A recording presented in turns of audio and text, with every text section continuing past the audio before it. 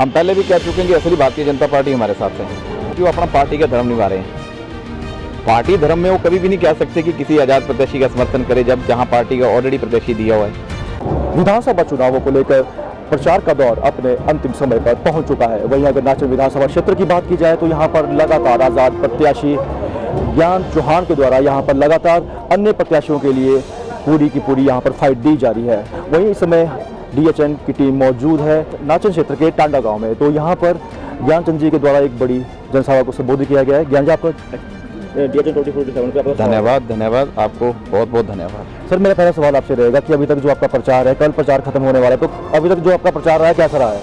बहुत शानदार, लोगों का भरपूर स्नेह, प्यार और समर्थन मिल रहा है। अगर मैं बात करूं बतौर आज़ाद प्रत्याशी, लोग जब जाते हैं तो वहां पर लोग उनको सुनने के लिए नहीं मिलते, घर घर जाते हैं। लेकिन मैं आपको बताऊं, मैं पिछले 10 दिनों से लगातार जनसभाएं कर रहा हूं और आप मेरे फेसबुक वॉल पे भी देख सकते हैं। उस स्तर की जनसभाएं कर रहा हूं जिस स्तर की दोनों राष्ट्रीय पार्टी के नेता हमारे जो प्रत्याशी है वो नहीं कर पा रहे। और आप देख रहे हैं कि कितनी भीड़ हमारे साथ है। लगातार लोगों का जनसमर्थन, अपार स्नेह हमें मिल रहा है और निश्चित तौर पर हम जीत की ओर आगे बढ़ रहे हैं। यानी अगर बात की जाए तो जहाँ पर इस समय आप मौजूद है, इसे जो है भाजपा का भी एक गढ़ भी कहा जा सकता है नाचन विधानसभा क्षेत्र में, तो क्या कहेंगे? बिल्कुल गढ़ कहा जाता है। हम पहले भी कह चुके हैं कि असली भारतीय जनता पार्टी हमारे साथ है। माइग्रेटेड लोग जो प्रॉक्सी बीजेपी बना के जो साथ चले हैं, जो एक गैंग बना हुआ है, वो उनके साथ है। उनकी ताकत का अंदाजा हम क्या लगाएं? ताकत तो यहाँ नजर आ रही है आपको कि आज माननीय मुख्यमंत्री जी को बुला के जितनी बड़ी जनसभा नाचन भाजपा ने की है, उसके बराबर कंपैरेटिव उसके बराबर की जनसभा एक गांव में, एक पंचायत में हमारी हुई है। आप जनसंख्या का आंकड़ा लगा सकते हैं, तो उससे ही आप अंदाजा लगा सकते हैं कि कहाँ वो खड़े हैं, कहाँ हम खड़े हैं। ज्ञान की बात की जाए, आज मुख्यमंत्री जयराम ठाकुर गोहर में मौजूद थे, तो मुख्यमंत्री ने मंच से कहा हुआ है कि अगर जिसके पास भाजपा का निशान होगा उसी का जो है भविष्य होगा। देखो, ये इसमें बड़ी साफ बात है कि वो अपना पार्टी का धर्म निभा रहे हैं। पार्टी धर्म में वो कभी भी नहीं कह सकते कि किसी आज़ाद प्रत्याशी का समर्थन करे जब जहां पार्टी का ऑलरेडी प्रत्याशी दिया हुआ है।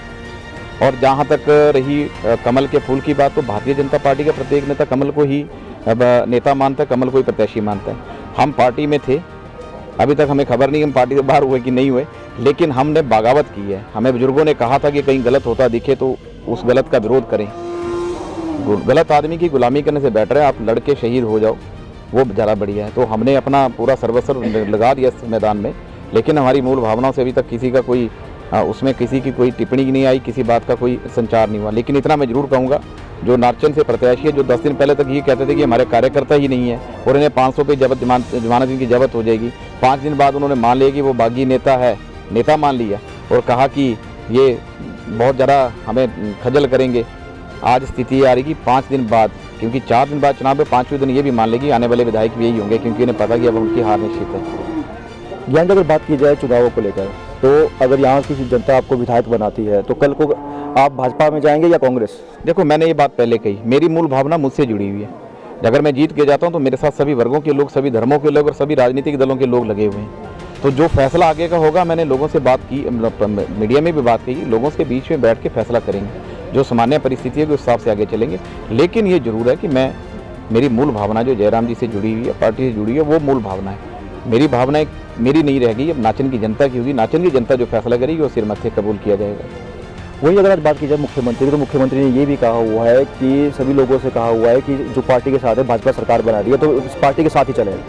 मैंने कहा ना, पार्टी तो सारी हमारे साथ है, पार्टी हमारे साथ है, बड़ी क्लियर बात है।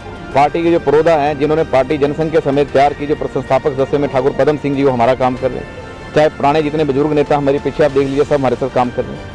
तो निश्चित तौर पे पार्टी अपना काम कर रही है, हम अपना काम कर रहे हैं। ऐसा ही पहली बार नहीं समझ रहा, चुनावों में ऐसी परिस्थितियाँ आती है, लोग प्रत्याशी लड़ते हैं, उसके बाद के क्या रिजल्ट आए आपको भी पता है कि कितना मान मनोबल होता है। लेकिन उसके लिए एक ही पैमाना है, जीत, और उस पैमाने पर हम खरा उतरने का पूरा प्रयास कर रहे हैं। हम जीतेंगे निश्चित तौर पर। पार्टी हमें अपने तरह से उस तरह से मान मनोबल के साथ वापसी के लिए बुलाएगी, लेकिन फैसला अंतिम जनता का ही होगा, मेरा नहीं होगा। यहाँ अगर बात की जाए, आपके साथ यहाँ पर अन्य यहाँ पर पूरी की पूरी एक फौज है जो इस टाइम चुनाव लड़ रही है, तो क्या कहेंगे? देखिए, फौज, मेरे पास संगठन कोई नहीं था। मेरे पास वो लोग थे जिन्हें संगठन से निराशा थी, जिन्हें संगठन ने दरकिनार करा था। वो जुड़ते गए, आज पहले हमारा संगठन भी खड़ा हो गया।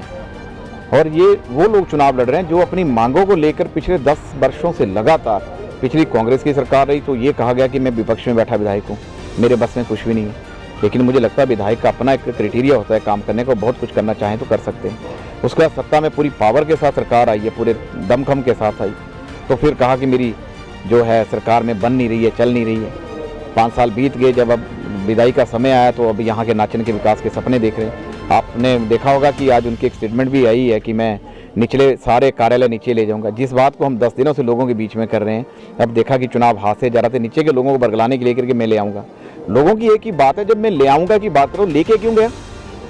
जो यहाँ की मूलभूत सुविधा थी यहाँ से छीन के क्यों ले गए हो? आज ले आने की बात करें। आज कहा कि मैं कॉलेज भी खोलूँगा। मतलब स्थिति ये हो गई है, लोग नेता को कॉपी करते हैं। आज नाचन का नेता जो खुद को स्वयंभू नेता जो 2 बार चुनाव प्रतिनिधि है, वो हमें कॉपी कर रहा है। जो हमारा विजन है उसको कॉपी पेस्ट कर रहा है। हमने विजन अपने विवेक से बनाया, लोगों के बीच में जाके बनाया, लोगों से मिल के मिलाया। लोग पूछे कि आप क्या चाहते हैं, क्या आपकी डिमांड है, वो हमने अपने विजन में डाली है, मैनिफेस्टो में डाली है, अपील में डाली है। आज उसको कॉपी पेस्ट करने की जरूरत पड़ रही है। विधायक को खुले मन से बोलना कि मैं नाचन के निचले लोगों के लिए ये करूँगा, मैं वो करूँगा, लेकिन जनता जानती है 10 साल तक लगातार उस व्यक्ति ने इनको मूर्ख बनाया है।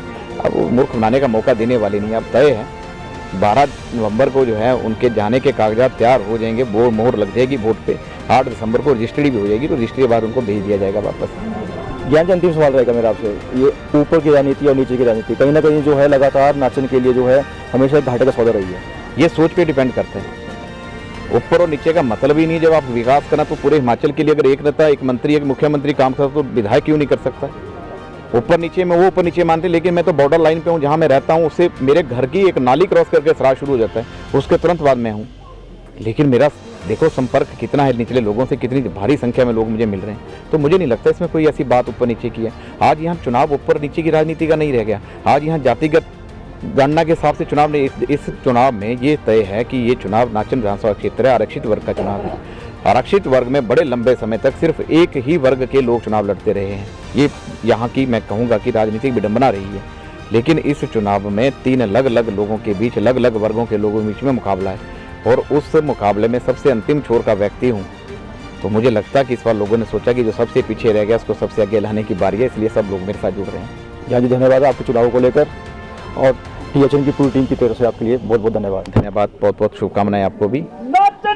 वही हमारे साथ अभी मौजूद थे वही अभी मौजूद थे नाचन विधानसभा क्षेत्र से आजाद प्रत्याशी के तौर पर जो अपना भाग्य आजमा रहे हैं ज्ञान चौहान जी। उनका भी कहना ये बिल्कुल साफ है कि अगर आने वाले समय में यहाँ की जनता इन्हें विधायक बनाती है तो यहाँ की जो मूलभूत सुविधाएं हैं उसके साथ साथ जो यहाँ का कॉलेज का मुद्दा है और अन्य जो कार्यालयों का मुद्दा है उसे पूरी तरह पूरा किया जाएगा। DHN 24/7 के लिए मंडी से उमेश भारद्वाज।